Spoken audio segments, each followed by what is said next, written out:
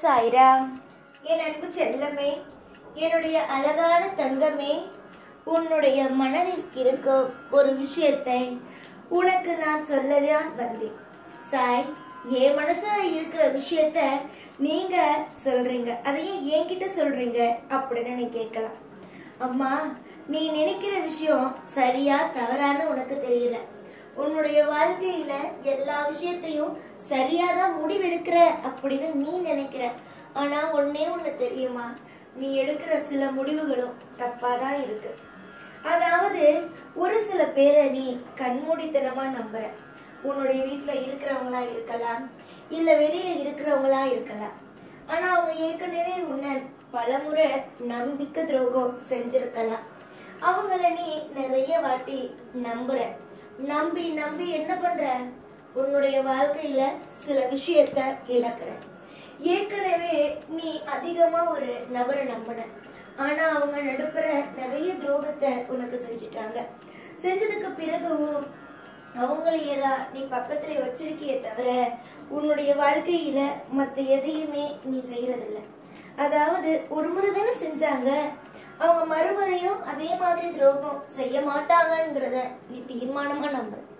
ஆனா ஒரு முறை துரோகம் செஞ்சவன் மறுமுறை துரோகம் செய்ய மாட்டான் அப்படிங்கிறதுக்கு என்ன தீர்மானம்? அதுல முதல்ல சொல்லி பார்க்கலாம். ஒரு விஷயத்த நல்லா புரிஞ்சுக்கோங்க. ஒரு நபரை நீங்க கண்மூடித்தனமா நம்புறீங்க, ஆனா அந்த நபர் உங்களை ஒரு முறை ஏமாத்திட்டாரு அப்படின்னா அதற்கு பிறகு சுதாரிக்கணும்னு அர்த்தம். புரிஞ்சுதா? தெய்வம் உங்களுக்கு யாரையுமே காட்டி கொடுக்கல. இவன் தப்பு பண்றான், ஆனா எனக்கு தெய்வம் காட்டி கொடுக்கலன்னு சொல்லி தெய்வத்து மேல பழிய போறல்ல. தெய்வம் ஆனது யாரையும் எப்பயும் எந்த ஒரு விஷயம் தப்பா போறாங்கன்னா அந்த நபர்கிட்ட காட்டி கொடுக்காம இருக்கிறதில்ல. காட்டி கொடுக்கறத புரிஞ்சுக்க தெரியாம நீங்க இருக்கீங்க. காலம் முழுக்க கவலைகளோட இருக்கலாம், காலம் முழுக்க வாழ்க்கையில நிம்மதி இல்லாம இருக்கலாம் அப்படின்னு நினைச்சிட்ட போல இருக்கு. அதான் உனக்கு துரோகம் செஞ்சவங்க எல்லாம் பக்கத்துல வச்சுக்க விரும்புற.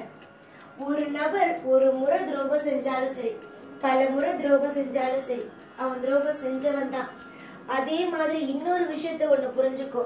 ஒரு முறை துரோகம் செஞ்சுட்டான், அவனை மன்னிச்சுட்ட, என்ன மன்னிப்பு கேட்டுட்டான், ஆனா இனிமே அவன் தப்பு பண்ண மாட்டான் அப்படின்னு நீ தெளிவா நம்புற. ஆனா இங்க யாருக்கு எப்பயும் உத்தரவாதத்தை நீ கொடுக்காத. ஏன்னா இங்க மனுஷர்களுடைய மனம் ஒரு நேரத்துக்கு இன்னொரு நேரம் மாறிக்கிட்டே இருக்கும். உதாரணமா சொல்லணும் அப்படின்னா, ஒரு நபர் ஒரு இன்னொரு நபரோட பேசும்போது என்ன தெரியுமா சொல்வான்? வேறொரு நபரை பத்தி பேசுவான். பேசும்போது ஒருத்தவங்களுக்கு ஒருத்தவங்க அவங்க கருத்தை சொல்லுவாங்க. இனிமே நான் அவங்க கூட பேசவே மாட்டேன், என்னை பத்தி இப்படி எல்லாம் பேசிட்டானா அப்படி எல்லாம் பேசிட்டானான்னு அந்த நபர்கிட்ட போய் பேசுறது. அதே நேரம் வேறொரு நபரை பத்தி பேசும்போது இவன் என்ன இப்படி எல்லாம் சொன்னான், இனிமே இவனை பத்தியும் பேசக்கூடாது அப்படின்னு சொல்றது. மனுஷனுடைய மனமானது மாறிக்கிட்டே தான் இருக்கும். அதனால நீ தீர்மானமா இனிமே எனக்கு இவன் நல்லதுதான் செய்வான், இவன் என்னை ஏமாத்தவே மாட்டான்னு சொல்லி ஒரு நபரை உன் கூடவே வச்சிருக்கல்ல. ஏற்கனவே ஏமாத்தினவன் அவன் உனக்கு மிகப்பெரிய துரோகத்தை செய்ய காத்திருக்கான். புரிகிறதா? வாழ்க்கையில எல்லா நேரமும் பயங்கரமான நேரம்னு இல்லை. ஆனா நீங்க அதை புரிஞ்சுக்கிட்டீங்கன்னா நல்லா இருக்கும். முக்கியமா ஒரு விஷயத்த சொல்றேன். வாழ்க்கையில எல்லா நேரமும் பயப்பட வேண்டிய அவசியம் இல்லை. ஆனா எல்லா நேரமும் சுதாரிச்சுக்கிட்டே இருக்க வேண்டிய நேரம் தான். ஒவ்வொரு நாளும் ஒவ்வொரு மாதிரி இருக்கும். உங்களுடைய வாழ்க்கையில இன்னைக்கு ஒரு மாதிரி இருக்கா, நாளைக்கு ஒரு மாதிரி இருக்கும், அடுத்த நாள் ஒரு மாதிரி இருக்கும். எல்லா நாளும் ஒரே மாதிரி ஒரே கஷ்டத்திலேயே வாழ்ந்துராது. அதனால நம்பிக்கை வச்சு நீங்க செய்யும் காரியத்துல மற்றவங்களை நீங்க சேர்க்காம இருக்கிறது முதல்ல நல்லது. அதுவும் உன்னை ஏற்கனவே நம்ப வச்சு ஏமாத்தினவனுடைய எப்பயுமே இவனை ஏமாத்திருக்கான்ல, அவனை எப்பயுமே உன்னுடைய வாழ்க்கையில சேர்க்காம இருக்கிறது ரொம்ப நல்லது. ஏன்னா ஒரு நபருக்கு ஒரு விஷயம் தெரிஞ்சு போச்சு இல்ல பிடிச்சு போச்சு அப்படிங்கும்போது ஏமாத்ததான் பார்ப்பாங்க. நீயும் அதிகமா நல்ல நல்ல யோசனையெல்லாம் வேற சொல்ற. நீ நினைச்சுக்கிட்டு இருக்க இதெல்லாம் உன்னுடைய வாழ்க்கையில செய்வாங்க அப்படின்னு. ஆனால் ஒவ்வொருத்தவங்களும் யோசனையை வாங்கி அவங்களுடைய வாழ்க்கையில் அவங்க செஞ்சுக்கிட்டு இருக்காங்க. நீ யாருக்கும் எப்பயும் யோசனையை சொல்லாத. நீ யோசிக்கிற அத்தனையே உன்னுடைய வாழ்க்கையில செய். ஏற்கனவே பல காயங்கள் பட்ட நீ உனக்கு புதுசா எதையும் சொல்லணும் அப்படிங்கிற அவசியம் இல்லை. உனக்கு எல்லாம் தானாவே தெரியும். அதனால இப்போ நம்பிக்கிட்டு வாழ்க்கையில இவங்க ஒரு முறை ஏமாத்திட்டாங்க, இனிமே ஏமாத்த மாட்டாங்கன்னு நம்பிக்கிட்டு இருக்கல, அவங்க மிகப்பெரிய ஒரு வேலையை உனக்கு பின்னாடி செஞ்சுக்கிட்டு இருக்காங்கிறது தான் உனக்கு நேரடியாகவே சொல்கிறேன். எதையுமே நான் ஒளிச்சு மறைச்சு எதையுமே சொல்லலை. நேரடியாக இவங்கெல்லாம் உன் வாழ்க்கையில் ஒவ்வொரு விஷயத்த பண்ணுறாங்க அப்படின்னு சொல்கிறேன்.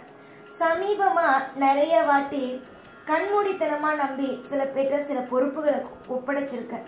தயவு செஞ்சு சில பொறுப்புகளை ஒப்படைச்சது பரவாயில்ல, ஆனால் அது அப்படியே அவங்க மேலேயே ஒரு பொறுப்பாக விட்டுடாம நீயும் கொஞ்சம் போய் என்ன நடக்குது ஏது நடக்குதுன்னு வேலையை பாரு. கண்மூடித்தனமாக விட்டுட்டேன்னு வச்சுக்கோ, ஏன் அப்புறம் நீ திரும்பி பார்த்தா உன் வாழ்க்கையை இல்லாமல் கூட போகும். அந்த அளவுக்கு துரோகங்களை செய்கிறதுக்கு இங்கே ஆட்கள் எல்லாம் வரிசை கட்டித்தான் இருக்காங்க. துரோகம் செய்கிறவங்களுக்கு சொல்லி கொடுக்க வேண்டாம். இந்தந்த விஷயம் நடக்குது இந்தந்த விஷயம் நடக்குது அப்படின்னு சொல்லி கொடுக்க வேண்டாம். தானாகவே அவங்களே புரிஞ்சுக்கிட்டு அடுத்தவங்களுடைய வாழ்க்கையில் புகுந்து துரோகத்தை செய்ய ஆரம்பிச்சிடுவாங்க. நீ ஏற்கனவே கண்ட அத்தனை கனவுகளையும் பொய்யாக்குனவங்க உன்னுடைய வாழ்க்கையில் இனிமேவா எல்லாத்தையும் சரி செய்ய போகிறாங்க? வாழ்க்கையில் ஒவ்வொன்றும் ஒவ்வொரு மாதிரி. தயவு செஞ்சு யாரையும் எப்பையும் கண்மூடித்தனமாக நம்பி நம்பி நம்பி ஏமாறுறதை விட எப்பையும் தெளிவாக யோசியுங்க. தெளிவாக ஒவ்வொரு விஷயத்தையும் பாருங்க. உங்களுக்கு என்ன தேவைப்பட்டாலும் கொஞ்சம் நிறுத்தி நிதானமாக யோசித்து முடிவெடுக்கிறதுக்கு வழியை பாருங்க. நீங்கள் இதுவரைக்கும் கண்ட அத்தனை விஷயமும் உங்களுக்கு தோணும், என்னடா இது எல்லாமே நம்முடைய வாழ்க்கையில் இப்படி நடக்குதே அப்படி நடக்குதேன்னு தோணும். ஆனால் நான் மட்டும் உனக்கு ஒரு விஷயத்தை மட்டும் சொல்கிறேன். யார் என்ன வேணாலும் உன்னை ஏமாற்றலாம். நீ நினைக்கலாம் என்னை இவங்க ஏமாற்றிட்டாங்க அவங்க ஏமாற்றிட்டாங்கன்னு. ஆனால் உன்னுடைய வாழ்க்கையில் நீ அவங்களுக்கு வழிவிடாமல் உன்னுடைய வாழ்க்கையில் ஏமாத்துறவங்க வர முடியாது.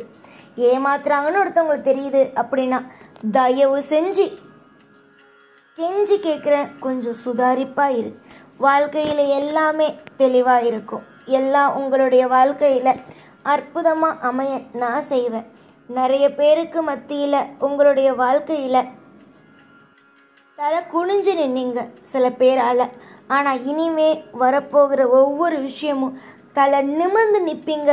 ஒவ்வொருத்தரும் யாருக்கு நேரால தலை குனிஞ்சியோ அவங்களுக்கு நேராக தலை நிமிர்ந்து நிற்பேன்னு நான் சத்தியம் பண்ணி சொல்கிறேன். எப்பயும் உன் கூடவே தான் இருப்பேன். இந்த சாய்நாத். ஓம் சாய்ராம்.